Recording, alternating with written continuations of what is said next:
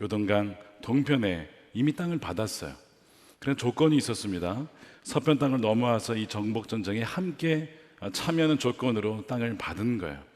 그래서 전쟁을 할 때 늘 앞장서서 선두주자가 되어서 전쟁에 적극적으로 참여하고 그렇게 신실하게 모든 사명을 다 마치고 이제 돌아가게 되는 것입니다. 이들에게 주어진 것은 이제 평안한 안식이었어요. 그래서 여호수아가 참 수고 많았다고 그들을 칭찬하고 격려하면서 축복합니다. 그러면서 당부의 메시지를 놓지 않습니다. 뭐냐면 하나님의 명령을, 율법을 잊지 말고 철저히 지키고 하나님을 온 마음을 다해서, 그러니까 조금만 일부만 드리는 것이 아니고 온 마음을 다해서 하나님을 섬겨야 합니다. 이렇게 당부를 하는 거예요. 이제 동편으로 넘어가면 몸이 멀어지기 때문에 또한 신앙도 식을 수 있잖아요. 그러니까 여호수아가 다시 한번 이것을 당부를 하는 겁니다. 자, 그렇게 해서 이제 요단 동편으로 넘어가려고 하는데 전투가 끝난 것이 아니었어요. 자, 이제 오늘 그것을 다룰 텐데 치열한 전투가 남아 있었습니다.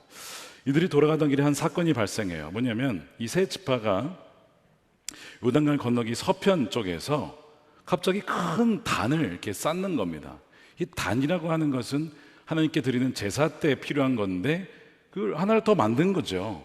근데 이 소식을 들은 이 서편에 있었던 남아있던 이 지파들이 깜짝 놀랍니다. 그러면서 온 지파가 모여서 이 세 지파에 대항하려고 실로에 모이게 됩니다. 자, 분명히 방금 전까지만 해도 동역자였고 참 수고 많았다고 전우여 잘 가거라 막 이러면서 해놨다가 갑자기 이 단을 쌓은 것 때문에 전쟁을 하려고 하는 이 상황 여러분 이해하시겠습니까? 잘 이해가 안 되실 거예요. 제가 설명을 드릴 겁니다. 자, 한번 보세요. 공동체가 하나 되었다가 하루아침에 무너질 수 있어요. 마귀는 가정이든 교회든 어떤 공동체든 그리스도 안에 하나 된 공동체를 무너뜨리기 위해서 온갖 방법을 다 쓰기 때문에 그렇습니다. 자, 에베소서 4장 3절에 이런 말씀이 있습니다. 함께 읽겠습니다. 시작. 평안에 매는 줄로 성령이 하나 되게 하시는 것을 힘써 지키라. 힘써 지키라는 것이죠. 힘써 지키지 않으면 금방 무너질 수 있다는 것입니다. 마귀는 기회만 있으면 부부 사이를 갈라놓고 성도와 성도 사이를, 또한 이 가정 안에도 부모와 자녀 사이를 막 이렇게 계속 이간질하고 아주 작은 오해를 낳게 하고 그것을 굉장히 크게 만들어서 결국에는 관계를 끊어버리게 만드는 것이 바로 이 마귀의 전략입니다. 그래서 이 하나됨이 깨지게 될 위기에 지금 처하게 된 상황이에요. 비느하스라고 하는 이 신실한 제사장이 각 지파별로 한 명씩 뽑아서 먼저 전쟁을 하기 이전에 이들을 찾아갑니다. 그래서 요단 동편의 지파들 찾아가서 따지고 묻는 거예요. 그것이 16절입니다. 주님의 온 회중이 하는 말이요, 당신들이 어찌하여 이스라엘 하나님께 이런 악한 일을 행하였어? 어찌하여 당신들이 오늘날 주님을 떠나서 제 멋대로 단을 쌓아서 주님을 거역하였어? 왜 이들이 화가 났냐면 율법에 의하면 이 단이라고 하는 것은 현재 정해진 곳, 즉 실로의 회막 앞에 있는 그 단에서만 예배를 드릴 수 있게 되어 있습니다. 근데 그 외에 단을 지으면 그것은 우상을 숭배하는 것으로 여겨지고 바로 그들은 백성으로부터 끊어져야 한다는 것이 율법에 있었어요. 다시 말해서 이 요단 동편 지파들이 돌아가면서 서편 이쪽에 단을 쌓은 것을 이들은 어떻게 해석했냐면, 이들이 지금 우상을 숭배하는구나, 이제 전쟁이 끝났다가 마음이 풀어졌구나 이러면서 우상 숭배하는 것으로 해석을 한 것이죠. 근데 다만 이뿐만은 아니고요, 과거에 있었던 어떤 사건 때문에 그렇기도 합니다. 어떤 사건이냐면 오래되지 않았는데 출애굽 2세대가 이제 요단 동편을 정복을 하고 요단강을 건너기 이전이죠. 그때 있었던 사건이에요. 뭐냐면 그 2세대 중에 남자들이 이 모압 여인들에게 유혹 넘어가면서 그들과 부정한 관계를 맺으면서 그뿐만 아니고 모압 여인들이 섬기는 모압의 신들, 특별히 바알 보올이라고 하는 우상에게 함께 절을 하는 그런 일이 벌어지게 됩니다. 그것이 17절에 나오죠. 우리가 바알 보올에서 지은 범죄 때문에 주님의 회중의 재앙이 내렸고 우리는 아직도 그 죄를 다 씻지 못하고 있어. 그것으로도 부족하단 말이에요. 그 바알보엘에게 절한 것 때문에 어떤 일이 벌어졌냐면 역병이 창궐해서 많은 사람이 죽어요. 그때 비느하스가 창으로 그 남녀를 찔러 죽이면서 이제 역병이 그치게 되었지만 이미 2만 4천 명이 죽은 다음이었습니다. 그러니까 지금 이들은 이런 상처와 트라우마가 있는 거예요. 바알볼 사건 때문에 수많은 이들이 죽었는데 지금 이들이 또 우상 숭배하려는 거 아닌가? 더 큰 일이 벌어지기 이전에 우리가 이 일을 처리하자. 그래가지고 이렇게 모이게 된 것입니다. 또 하나는 가장 최근에 있었던 사건이에요. 아간의 범죄가 있었죠. 신날에서 난 너무나 아름다운 그 외투가 나도 입고 싶다 이거예요. 마음에 탐욕이 들었어요. 근데 분명히 하나님께 다 바치라고 했거든요. 자기가 가져서는 안 될 것인데 탐욕 때문에 취했다가 그의 온 가족이 죽게 되고, 또한 그 아이성 전투에서 몇 명이 죽었어요? 36명이 죽었잖아요. 그러니까 지금 이 두 사건이 있었기 때문에 지금 이와 비슷한 사건이 또 벌어질까 봐 이 서편에 있는 지파들은 굉장히 지금 염려하고 있는 것이죠. 그러나 사실 이 제사장 이 비느하스를 비롯해서 이 서편 지파들의 반응은 사실 필요한 것들이었습니다. 말씀드린 대로 공동체 안에, 믿음의 공동체 안에 세속성이 침투할 수 있기 때문에 소위 영적인 방역을 하는 거예요. 바이러스가 침투해서 많은 이들을 죽이면 어떡하냐, 하나님을 부인하면 어떡하냐, 하나님을 떠나면 어떡하냐, 하나님 마음을 식으면 어떡하냐. 그래서 이 비느하스는 그런 일이 있어서는 안 된다라고 하면서 노심초사하면서 지금 이런 일을 하고 있는 것이죠. 그러니까 그리고 두려움이 꼭 나쁜 것만은 아니라 굉장히 건설적인 두려움이 있어요. 우리가 음식을 먹을 때에도 이거 상한 거 아니야? 이렇게 보잖아요. 그러니까 이런 것들이 우리 몸을 지키고 공동체를 지키는 어떤 두려움이 있습니다. 그런 면에서 이 비느하스를 비롯한 이 사람들은 어떤 공동체의 건강성과 순수함을 지키기 위한 노력을 하고 있는 거죠. 너무 귀한 거예요. 교회에도 그런 분들이 있지 않습니까? 우리 가정을 지키기 위해, 또 속회를 지키기 위해, 우리 어떤 팀 사역을 지키기 위해, 교회를 지키기, 참 많은 그 걱정, 근심을 다 본인들이 지고 그렇게 하시는 분들이 있어요. 있단 말이에요. 그런 분들이 다 모든 자기 걱정은 다 자기가 지고 있어요. 근데 그게 왜 그러냐면 이런 일이 벌어질까 봐 하는 거예요. 그런데 아무리 누군가가 옳다고 해도요, 이게 맞잖아 라고 하면서 옳음을 주장하다가 공동체가 분열이 된다면 거기서 멈춰야 됩니다. 그러니까 옳고 그름, 어떤 거짓과 진리, 정말 하나님의 신실함과 성실하지 못함, 이런 것들을 분별하는 것이 너무 중요하고 그것이 교회의 건강을 지키는 것이기도 하지만 한편으로 그 옳고 그름 때문에 교회는 완전히 갈라질 수 있습니다. 그러니까 양날의 검이에요. 옳고 그름은 건강하기도 하지만 그 칼 같은 거예요. 사람을 죽일 수도 있고요, 메스로 사람을 살릴 수도 있는 겁니다. 근데 이 옳고 그름을 인하여서 공동체가 갈라지고 분열이 되고 있다면 이건 지금 내가 칼을 휘두르고 있는 거구나 라고 알고 거기서 스탑을 해야 된다는 겁니다. 왜냐하면 성령의 열매와 대비되는 육신의 열매들이 있어요. 그 육신의 열매들의 주된 열매가 뭐냐면 다 분열과 관련되어 있습니다. 갈라디아서 5장 20절 말씀 우리 함께 읽어보겠습니다. 시작. 시기와 분냄과 분쟁과 분열과 파단과. 자, 이 자막을 잘 보세요. 저기에 지금 보시면 무려 7가지 정도가 다 뭐와 관련되어 있습니까? 갈라지고 원수 맺고 싸우고 분내고 분쟁하고, 이런 속성들은 육신의 열매, 즉 성령이 그의 안에 거하지 않는 자의 대표적인 특성이라는 거예요. 그러니까 우리가 한번 돌아보세요. 나는 화합하게 하는 사람이냐, 아니면 나는 갈라놓게 하는 사람이냐? 그 왜 갈라놓게 하느냐? 내 안에 성령이 계시지 않아서 그럴 수 있다는 겁니다. 믿지 않는 이들은 더더욱 그럴 수 있어요. 그러니까 내가 믿는다고는 하지만 나는 왜 이렇게 갈라놓는 데 은사가 있을까? 이거 은사 아닙니다. 그거 육신의 열매, 육신의 열매. 이 공동체를 분열시키는 건 좀 심각한 죄거든요. 고린도전서에 보면 하나님의 성전을 파괴하지 말라라는 말씀이 나옵니다. 자, 3장 17절에요. 누구든지 하나님의 성전을 파괴하면 하나님께서도 그 사람을 멸하실 것입니다 라고 해요. 근데 여기서 이 성전은 이 건물 예배당을 말하는 게 아니고요, 하나님의 사람들을 말해요. 그러니까 너희가 하나님의 성전입니다라고 해서 사람들인데, 그럼 사람들을 파괴한다, 이게 무슨 말일까요? 사람들을 분열시키는 거예요. 파당을 짓는 겁니다. 원수 맺는 겁니다. 누군가가 이런 일을 주도하게 되면 그것이 성전을 파괴하는 것인데, 그러면 하나님이 어떻게 하신다고요? 그 사람을 멸하신다니까요. 여러분, 이것을 가벼이 듣지 마시기 바랍니다. 왜 하나님께서 이렇게까지 말씀을 하실까? 주의 몸된 공동체를 하나 되게 하고 그걸 지키는 것이 하나님께서 너무나 기뻐하시는 일인데, 그걸 분열시키는 것은 그 마귀의 일이라는 것이죠. 자, 왜 이런 어떤 분열이 일어날까요? 그 이유가 여러 가지가 있지만, 이 고린도전서에 의하면 자신의 지혜가 옳다라고 계속 고집하기 때문에 그래요. 그 다음 구절에 이렇게 지적을 합니다. 18절이에요. 여러분 가운데 누구든지 이 세상에서 지혜 있는 사람이라고 스스로 생각하거든 정말로 지혜 있는 사람이 되기 위해 어리석은 사람이 되어야 합니다. 이 말씀이 무슨 말인지 이해하시겠습니까?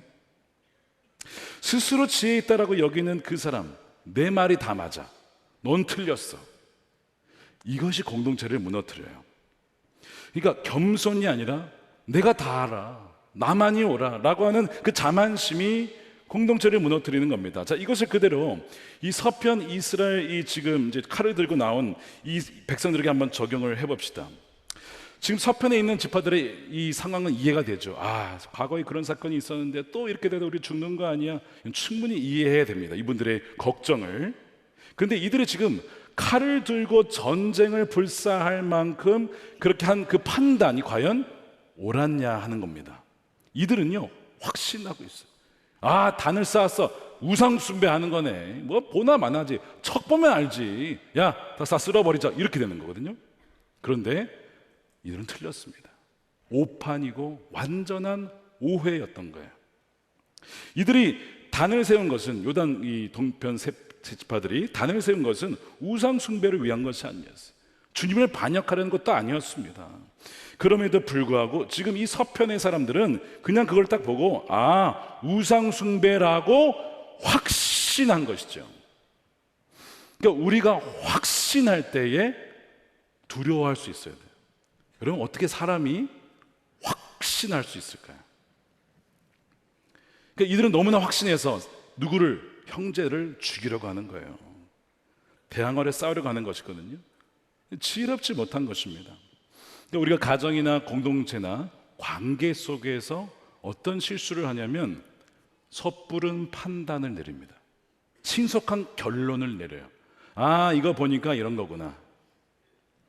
섣부른 판단, 신속한 결론이 여러분 굉장히 이 관계를 힘들게 만듭니다. 자신의 지혜와 판단을 지나치게 확신하는 거거든요. 그래서 성경은 지혜 있는 사람이 되기 위해서는 어리석은 사람이 되어야 한다, 이런 얘기를 하는데, 이건 무슨 얘기냐면 그래야만 하나님의 지혜를 찾기 때문에 그래요. 내가 지혜롭다고 여기는 사람은요, 하나님 지혜 구하지 않습니다. 하나님께 기도하지 않아요. 하나님께 나아가지 않습니다. 못하러 나가요, 내가 다 알고 있는데. 근데 어리석다, 나는 잘 모릅니다, 나는 주님께서 인도하시면 안 됩니다 라고 하는 사람은 후히 주시고 꾸짖지 아니하시는 하나님께 지혜를 구하죠. 그래서 솔로몬이 지혜를 받은 거잖아요. 하나님, 제가 이 백성들을 섬기기에 너무나 부족합니다. 저는 어떻게 판결해야 할지 모르겠습니다. 어리석다는 거예요. 그러니까 하나님이 지혜를 주어주셨어요. 바로 그거예요. 내가 어리석다고 여기면 하나님께 지혜를 구하고, 또 하나, 사람들의 말에 귀를 기울이는 거예요. 이 결정이 내가 옳다라고 생각하지만 내가 틀릴 수도 있어. 내가 80% 90%는 확신하지만 내가 보지 못하는 10% 20%의 영역이 있을 수 있다는 겁니다. 살다 보면 그렇지 않습니까? 많은 부분에 우리가 선택이 잘못됐다는 걸 우리 너무나 자주 경험해요. 분명히 확신했는데 틀렸어요. 그런 일들이 많잖아요. 그래서 어리석은 자가 되라는 거예요. 그러면 진정 지혜로운 자가 될 것이고, 그 사람은 주님께 무릎을 꿇고 정말 참된 지혜이신 하나님의 지혜를 얻게 될 것이다 라고 하는 것이죠. 예수님의 기도 기억나시죠? 제자들이 서로 막 누가 크네, 누가 작으네, 너보다 내가 낫네, 이럴 때에 어떻게 기도하셨습니까? 요한복음 17장에 그들도 하나가 되어서 우리 안에 있게 해주십시오. 그들도 하나가 되게 하라는 것입니다. 또한 그들이 완전히 하나가 되게 하라는 것입니다. 눈물을 흘리며 피땀을 흘리며 예수님이 기도하셨다고요. 제자들이 너무 싸우니까. 지금도 우리를 보면서 예수님이 그렇게 눈물로 기도하고 있지는 않을까요? 우리의 가정의 모습을 보면서 그렇게 눈물로 중보하고 계시지는 않겠습니까? 어떻게 우리가 하나가 될 수 있는가? 우리는 하나 되게 할 수 없어요. 근데 에베소 4장 3절에 보니까 성령이 하나 되게 하시더라고요. 성령이 하나 되게 하셨더라고요. 우리의 역할은 뭐냐면 그것을 힘써 지키는 거예요. 힘써 지킨다는 것입니다. 여러분, 대충 되는 게 아닙니다. 이것은 관심을 가지고 생활의 주된 우선순위가 되어야 이걸 지킬 수가 있는 거예요. 가정을 지키고 교회 하나됨을 지키는 것입니다. 그런데 그 앞절에 하나됨을 지키기 위한 세 가지 중요한 자세가 있다. 이거는 성령의 열매면서 예수님의 성품인데 뭐냐면 에베소 4장 2절에 모든 겸손과 온유로 하고 오래 참음으로 사랑 가운데 용납하라. 겸손과 온유와 오래 참음을 말하고 있어요. 여러분, 겸손은 자신의 재능이나 힘을 높게 보지 않고 낮게 보는 것입니다. 그래서 내가 항상 틀릴 수 있다라고 여기는 거예요. 저도 담임자지만 제가 틀릴 수 있다는 여지를 남겨둡니다. 그래서 동역자들의 이야기도 듣고 장로님들의 이야기도 듣고 내가 틀릴 수 있다. 여러분, 그게 겸손의 마음이거든요. 그러니까 이 서편 지파들에게 겸손이 있었다면 쉽게 칼을 들었을까요? 우리가 오판했을지도 몰라. 우리가 오해하고 있는 것일지도 몰라. 그들이 그럴 리가 없잖아. 겸손의 마음이 있으면 섣부른 판단을 하지 않습니다. 근데 여기에 모든 겸손이라고 되어 있어요. 그는 단지 주일만이 아니라 평일에도, 단지 교회만이 아니라 집에서도, 가정에서도, 직장에서도 누구를 만나든지 모든 겸손으로 하라. 여러분, 이것이 있으면 대부분의 분열의 뿌리는요, 씨앗은 다 그냥 제거가 됩니다. 근데 우리가 겸손하지 못하고 아까 뭐예요? 자만해서 내가 옳다 이거예요. 그렇게 주장하게 되면 결국 싸우게 되는 것이죠. 온유는 타인을 거칠게 대하지 않는 거예요. 타인을 대할 때에 힘과 폭력을 배제하고 그 사람의 마음의 깊은 곳까지 헤아리고 공감하고 긍휼히 여기는 자세입니다. 그래서 온유한 자는 하나님께서 모든 것을 다스리고 계시기 때문에, 그분을 신뢰하기 때문에 섣불리 화를 내거나 그렇지 않아요.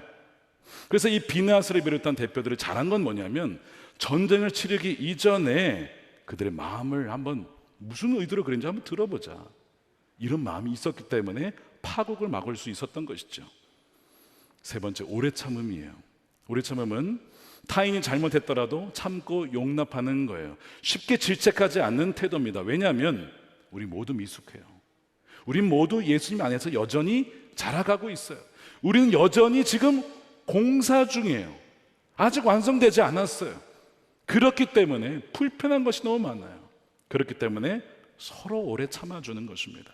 빌리 그레함 목사님 돌아가셨지만 그 사모님이신 루스 그레함 사모님께 어떤 분이 이런 질문을 했대요. 목사님과 살면서 이혼을 해야겠다고 결심한 적 없었습니까? 그랬더니 사모님이 그러시더래요. 자기는 이혼을 생각해 본 적이 없대요.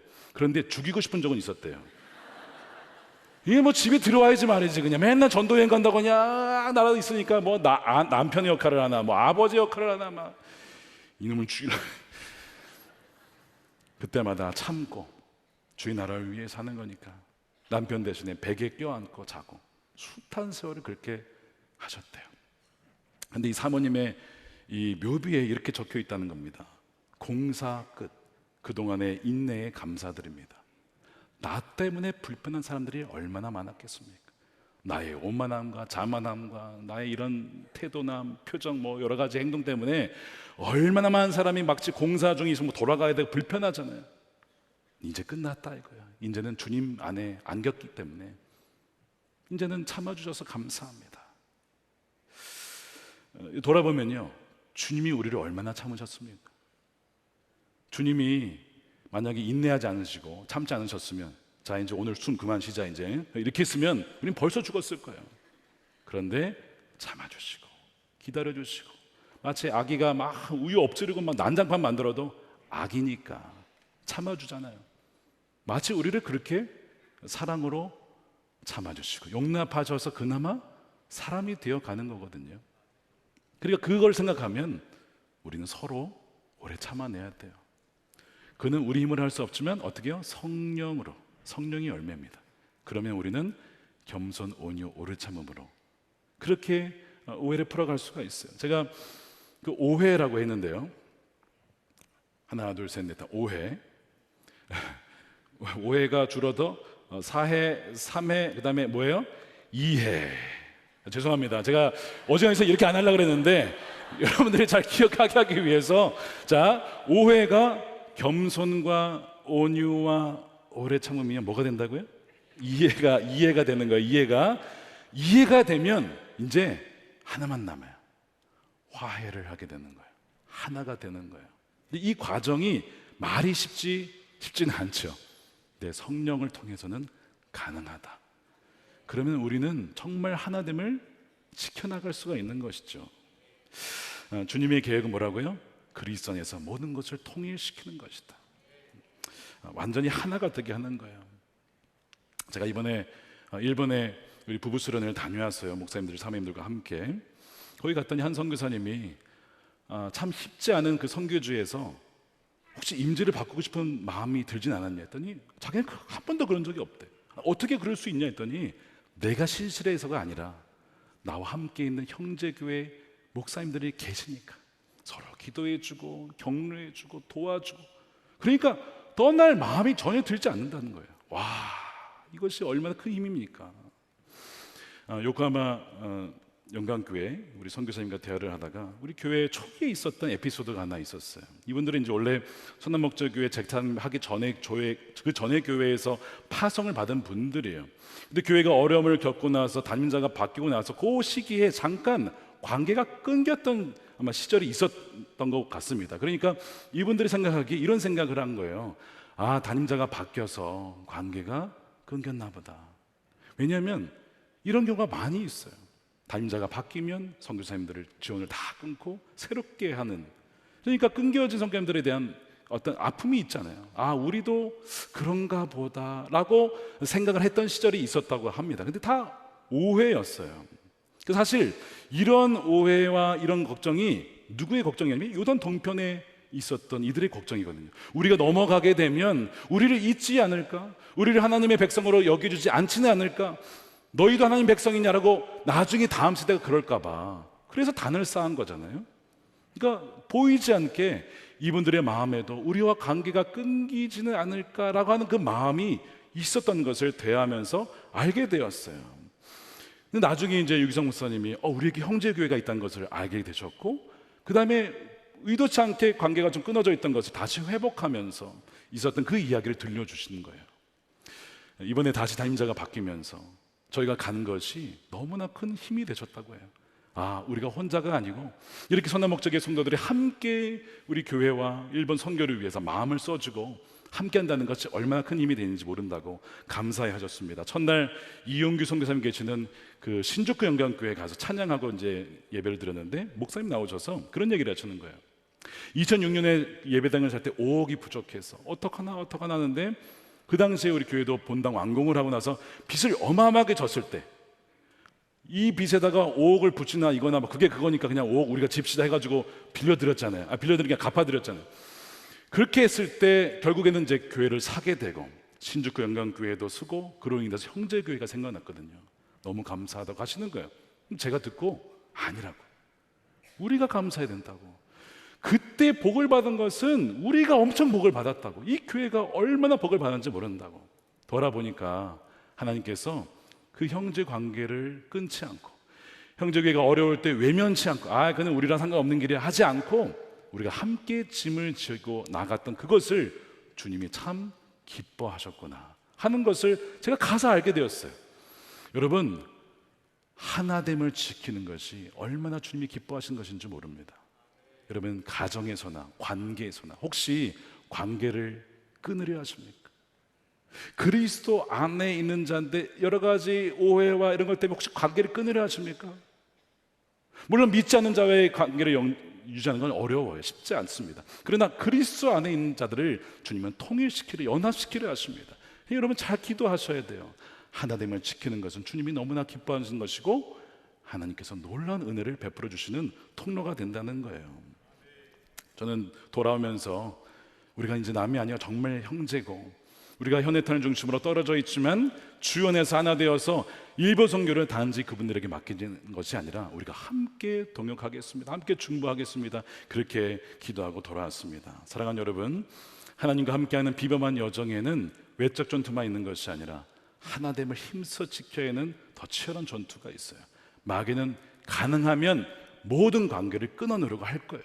그러나 그때마다 여러분 기억하셔야 됩니다. 바로 성령께서 이미 하나 되게 하셨고, 또한 겸손과 온유와 오래 참음으로 오해를 풀고 이해하여 화해할 때에 진정 하나님이 저와 여러분들을 통해서 하실 놀라운 그 계획이 온전하게 성취될 줄로 믿습니다.